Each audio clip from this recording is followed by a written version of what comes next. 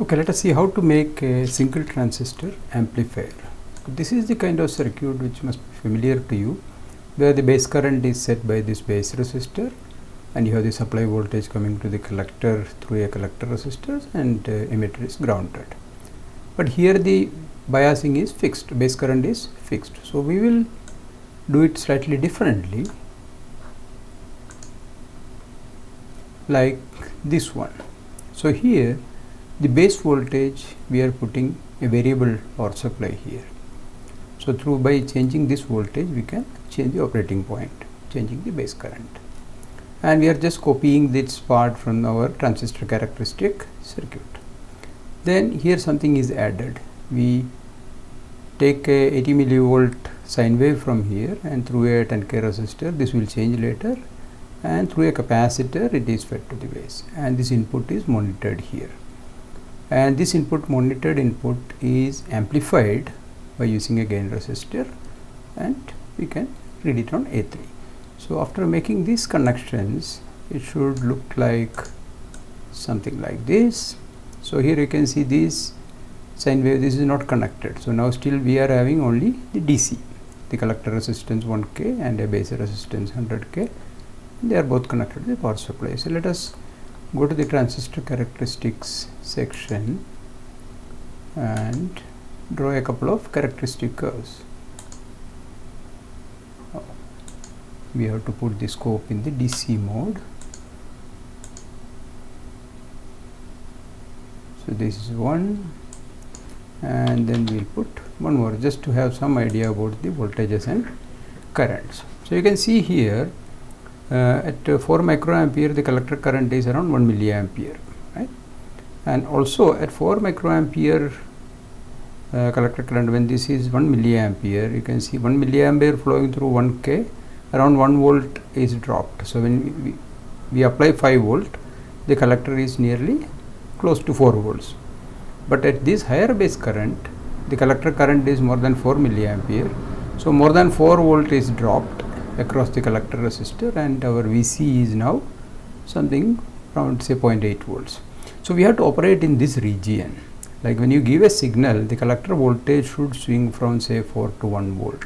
So this should be our operating region. So we will now go back to oscilloscope.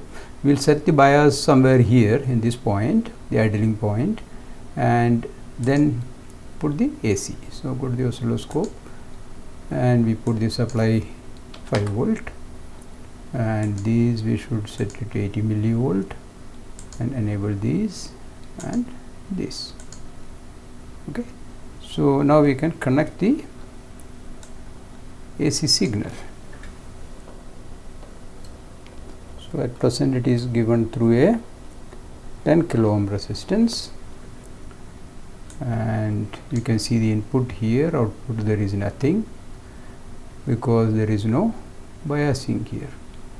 So we have to now apply some bias, and then you see, because in the 4 volt range it is really clipping. So let us put it in the 8 volt because 5 volt is the supply. So now you can see when you play with this, so if you reduce it too much, then it goes and clips the top at 5 volt region. So let us put it this way.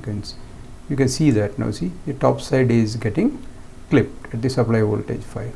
So if you increase the base current, then it finally saturates the transistor, and it will start getting distorted at the bottom side. So you have to adjust the base current so that it is in the middle, no distortion. At this point we can put the scope in channel into AC mode and probably put it into no, that is too much, say in a proper scale.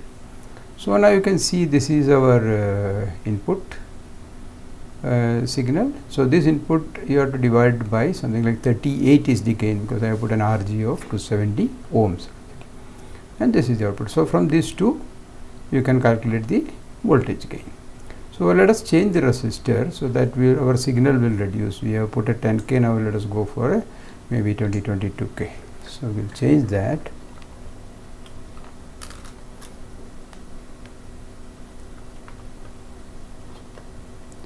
So the signal is now reduced. You can see only this much. So here around 37, so if I adjust it slightly, I can make it, say, there is no distortion. And how do you check distortion? We can do a Fourier transform and do that. Disable this, do a Fourier transform, and you can see it is perfect. See, this is the fundamental, and distortion only is very minute, the second harmonic. There is no other harmonic, so it's a good sine wave. And enable this. So now you know this is 38 and 0.38, 380. So divide by 38. So this actual signal is 10 millivolt. Is giving you 780 millivolts. So there is a gain of around 78. So you can try this for different input signal amplitudes. That can be done by changing that resistance.